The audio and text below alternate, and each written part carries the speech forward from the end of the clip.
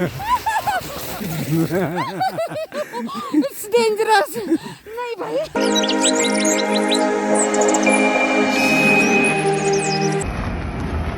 Hello friends. Hi guys. Today we travel buddies are going for winter Manali trip. Manali हम कई बार गए हैं और ये विंटर की मनाली ट्रिप है. छोटी सी ट्रिप है 5 दिन की. क्या प्रोग्राम है हमारा? अभी हम चंडीगढ़ की फ्लाइट लेंगे और वहां से जाएंगे नालागढ़ फोर्ट रिसोर्ट जो 50 किलोमीटर दूर है. और आफ्टरनून में जाएंगे हम आनंदपुर साहब गुरुद्वारे में माथा टेकेंगे. उसके बाद भाका डैम देखते हुए नैना देवी मंदिर में दर्शन करके वापस आ जाएंगे. कल day 2 road trip to Manali. Afternoon में हम मनाली पहुंच जाएंगे. ला रेजिस्ता रिसोर्ट है हमारा, मनाली से पहले आता है. और वहां उसके बाद इवनिंग में जो है मनाली मार्केट में शॉपिंग के लिए जाएंगे. जाना ना शॉपिंग के लिए? ये भी कोई पूछने की बात है? Without shopping trip is incomplete यार. और डे 3 जो है सुबह सोलांग वैली, वहाँ एक्टिविटीज होंगी. उसके बाद अगर अटल टनल खुल गई, कुछ दिनों से बंद है स्नोफॉल की वजह से, अगर अटल टनल खुल गई तो हम जो है वो अटल टनल में लाहौल स्पीति का पहला गांव है सिशु, वहाँ हेलीपैड है, वहाँ पार्किंग होती है, वहां तक जाएंगे. और वापस आते समय अंजनी महादेव ट्रैकिंग के लिए जाएंगे. अंजलि? तुम तो पार्वती जी को नाराज करोगी. अंजलि नहीं है, अंजनी महादेव है. एक वाटरफॉल है.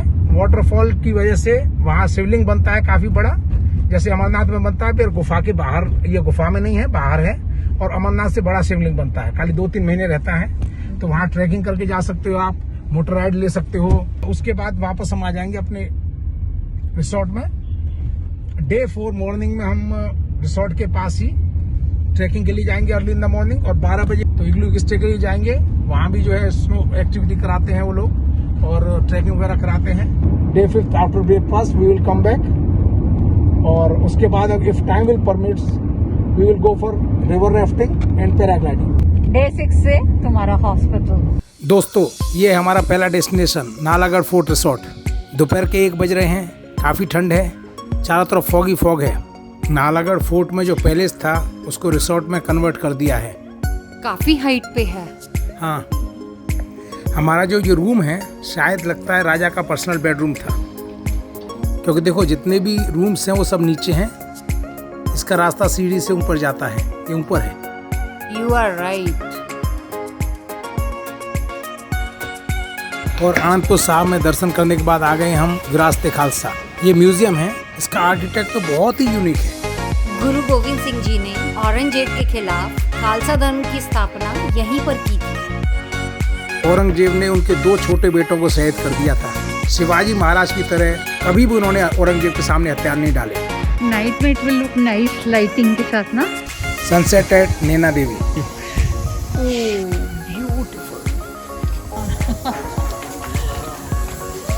पूजा की थाली लेके चले.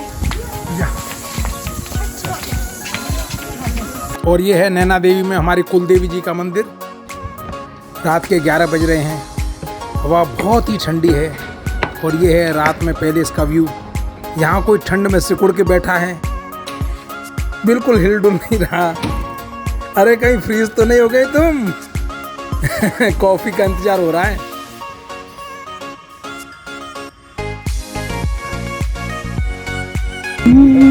शिवरिंग. और उसमें जो है रात को 11 बजे गरम गरम कॉफी पीने का मजा. मजा ही कुछ और है. और ये है फोर्ट के पीछे वाला पार्ट. काफ़ी गहरी खाई है. सुबह के 8 बज रहे हैं. अभी भी चारों तरफ फॉग ही फॉग है. और टेम्परेचर अब 2 डिग्री सेंटीग्रेड है. ब्रेकफास्ट के बाद बाई रोड हम मनाली जाएंगे. लगभग 8-9 घंटे का रास्ता है.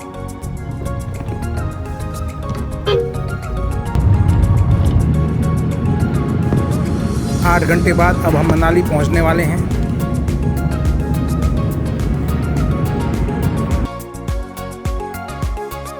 ओह, थक गया. अब तो 2 दिन आराम करेंगे.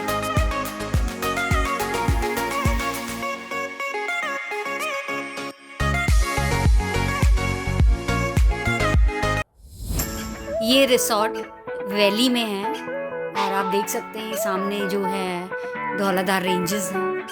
अभी अभी सनसेट हुआ है, देखो. Nice view.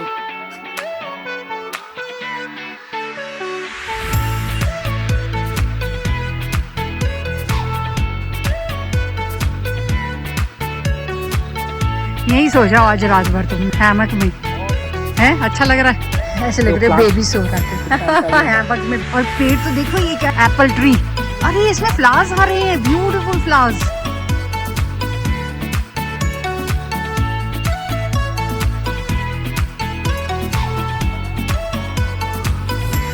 अब ब्रेकफास्ट के बाद हम जाएंगे सोलांग वैली। अटल टनल तो बंद है, इसलिए हम अंजनी महादेव ट्रैकिंग के लिए जाएंगे।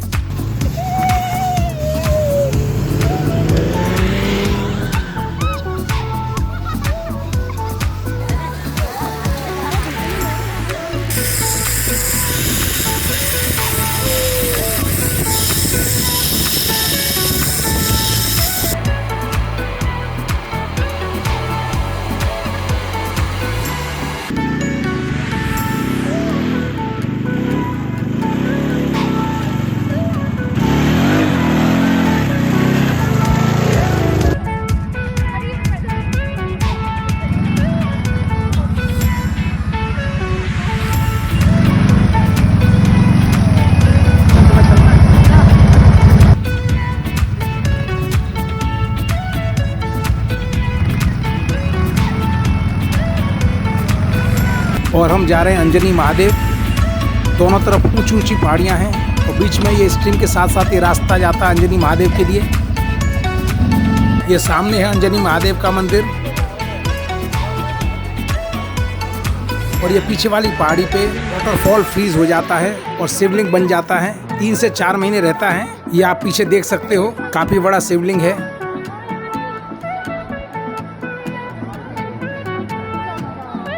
और यहाँ कोई बचपन में लौट आया है, बच्चों की तरह खेल रहा है।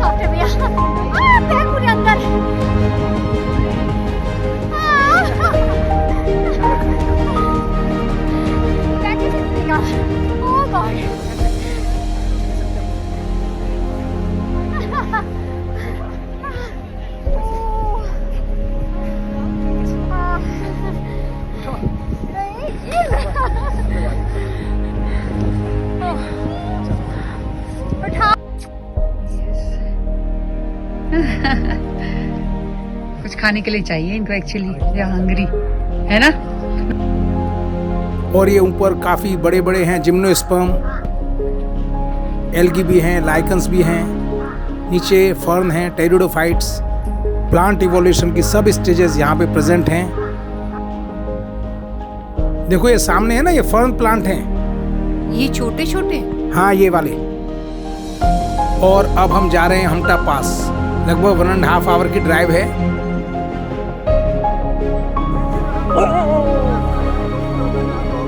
Sky.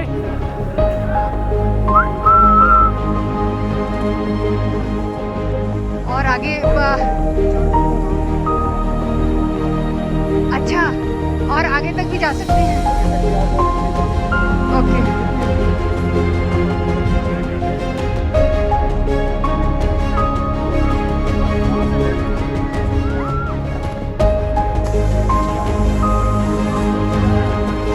आपको वॉशरूम दिखाता हूँ।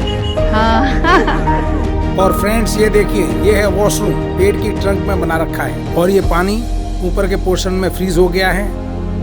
ये तो एकदम नई चीज है कि पेड़ की ट्रंक में वॉशरूम बन सकता है। और ये सामने है हमारा इग्लू। बाहर से तो काफी छोटा लग रहा है, एंट्रेंस भी काफी छोटी है। 90 डिग्री बेंड होके ही जाना पड़ेगा।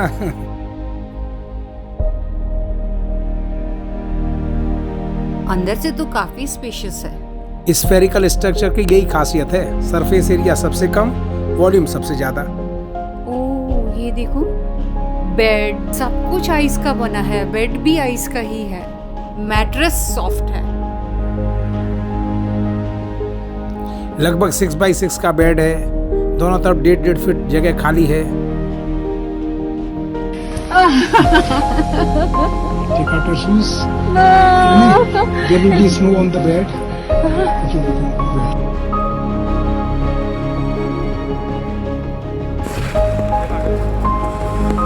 No, you want to ride?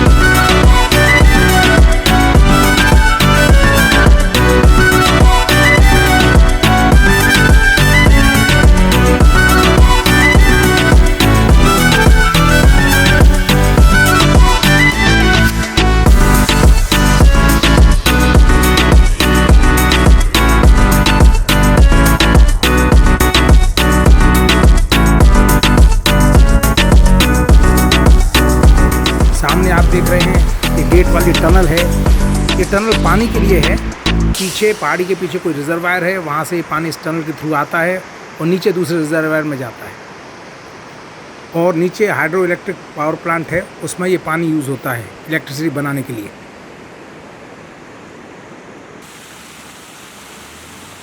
Friends ये देखो, अभी अभी एक कार स्किड हुई है।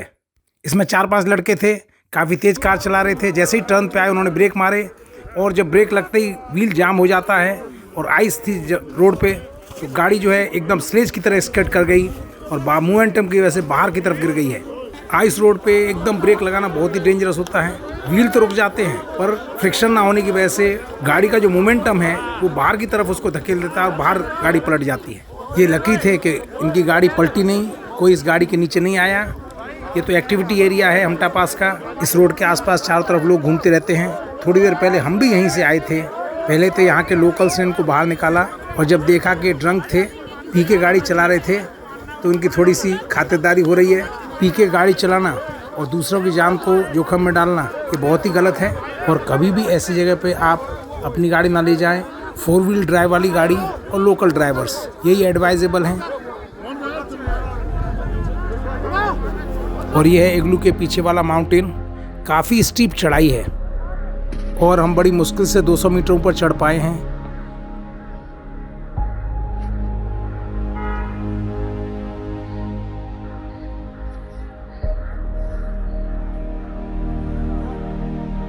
नीचे वहाँ इग्लू दिख रहा है, देखो वो दिख रहे हैं इग्लू। हाँ दिख रहे इग्लू।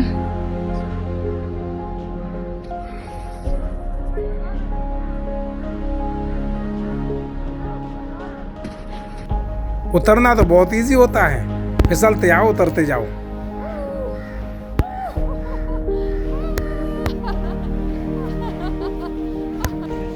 ये देखिए जी, हिमालयन इग्लू में गेस्ट जो हमारे आज के जो गेस्ट हैं, इन्होंने थोड़ा सा यहाँ कसरत करना शुरू कर दिया इधर और बहुत ही अच्छे तरीके अच्छे ढंग से ये लोग हमारे ये जो चौथा ये इग्लू जो तैयार हो रहा है इसके लिए हेल्प कर रहे हैं। सर हमारे बिल्कुल इंजॉय कर रहे हैं इधर, बिल्कुल।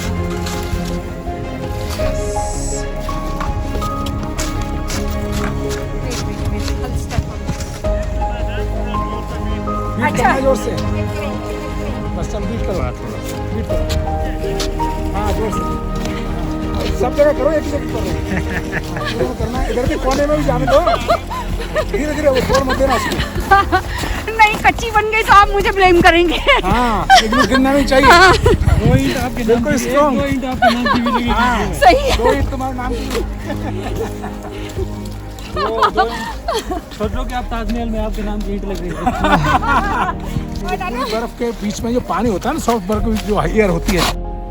और ये प्लास्टिक की क्रेट में आइस ब्रिक बन रही हैं और जिस साइज की ब्रिक की रिक्वायरमेंट होती है आरी से उसी साइज की ब्रिक को काट के ये यहाँ लगाते हैं।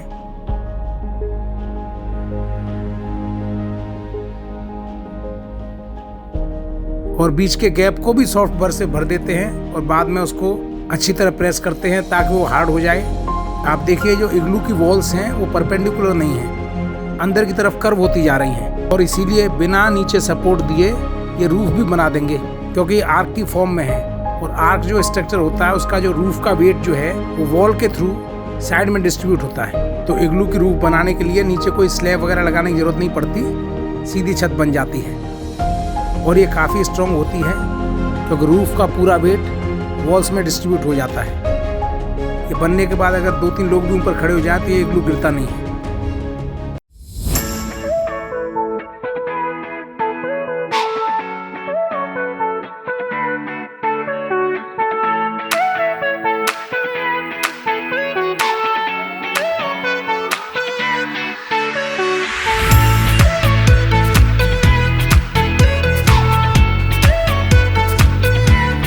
मुश्किल होगा बहुत।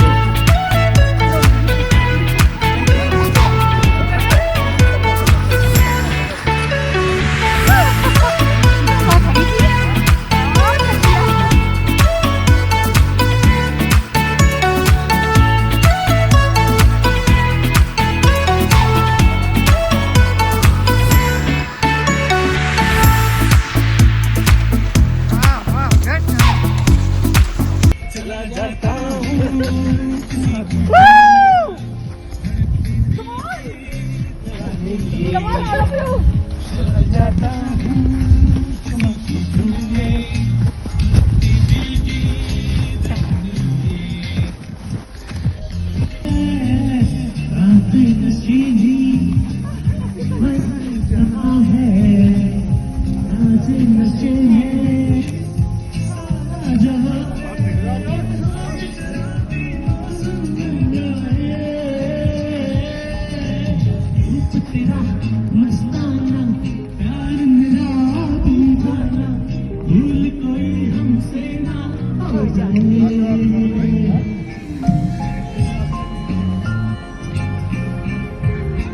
सुबह के 6 बज रहे हैं और ये है मोबाइल लाइट में इग्लू के अंदर का व्यू। ऐसा लग रहा है जैसे चारों तरफ मार्बल लगी हुई हो। काफी अच्छी नींद आई, ठंड भी नहीं लगी। तुम्हें ठंड तो नहीं लगी? नहीं, ठंड तो बिल्कुल नहीं लगी, पर हाँ इग्लू गिरने का डर लग रहा था। ऐसा करना, आज इग्लू के रूप पे खूब जंप कर लेना तो पता लग जाएगा कितना स्ट्रॉन्ग स्ट्रक्चर है। इग्लू बनाने के लिए जो ब्रिक्स यूज होती हैं उसके अंदर छोटी छोटी एयर पॉकेट्स होती हैं। उसके अंदर एयर ट्रैप्ड रहती है और सर्कुलेट नहीं होती, इसलिए जो अंदर की हीट है वो बाहर ट्रांसफर नहीं होती है। बाहर जब ठंडी हवा चलती है तो टेम्परेचर काफ़ी कम हो जाता है, पर इग्लू के अंदर 10 से 15 डिग्री सेंटीग्रेड बाहर के कंपेरेटिवली टेम्परेचर ज़्यादा रहता है। और इनका जो बेड है भले ही आइस का है पर इसके ऊपर वाटरप्रूफ बेड शीट है और उसके ऊपर उन्होंने मैट्रेस दे रखा है। ऊपर ये कंबल है और उसके ऊपर भी वाटरप्रूफ शीट है। रात को एक हॉट वाटर बोतल भी दी थी जो पैरों के पास हमने रखी थी और उसकी वजह से अंदर का टेम्परेचर काफी मेंटेन रहा। ये पूरा जो है बेड जो है एक तरह से स्लीपिंग बैग का ही काम करता है, तो अंदर का जो टेम्परेचर है काफी कंफर्टेबल रहता है।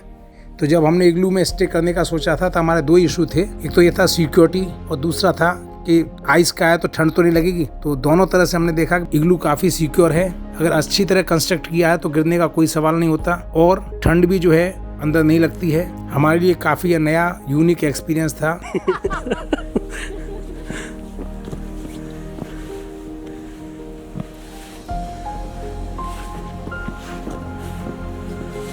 ये ज्यादा एडवेंचरस है।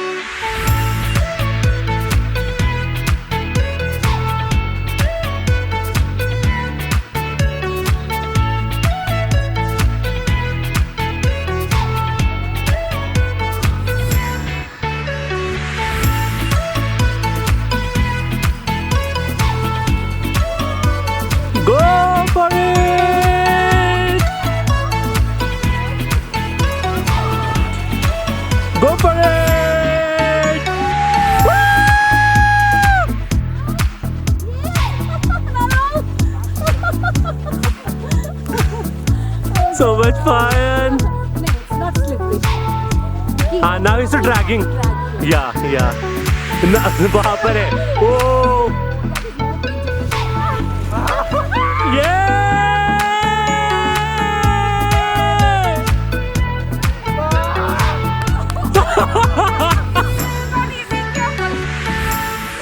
Go for it again.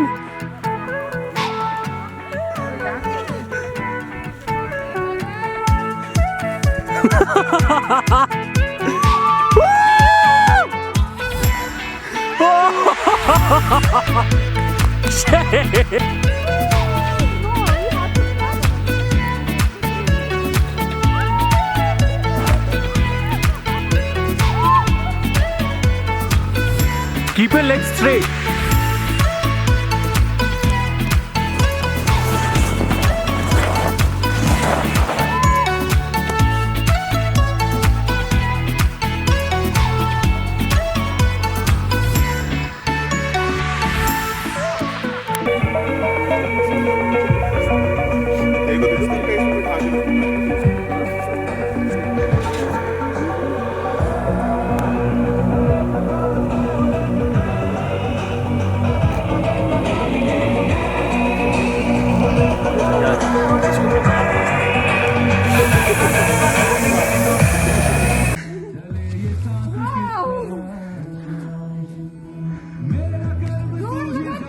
Aisha!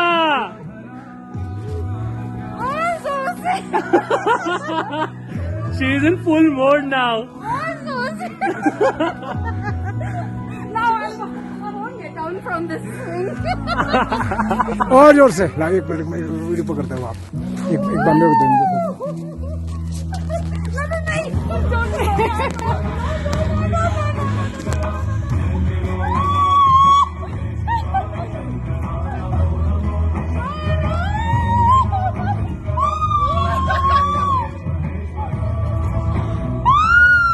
Whoa!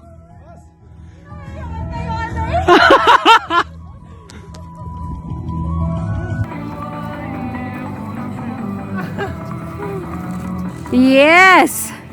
Wow! Wow! Ouch! You will be disbalanced. Just hold it with both the hands. I know, I know. Wow! अरे वाह! Oh.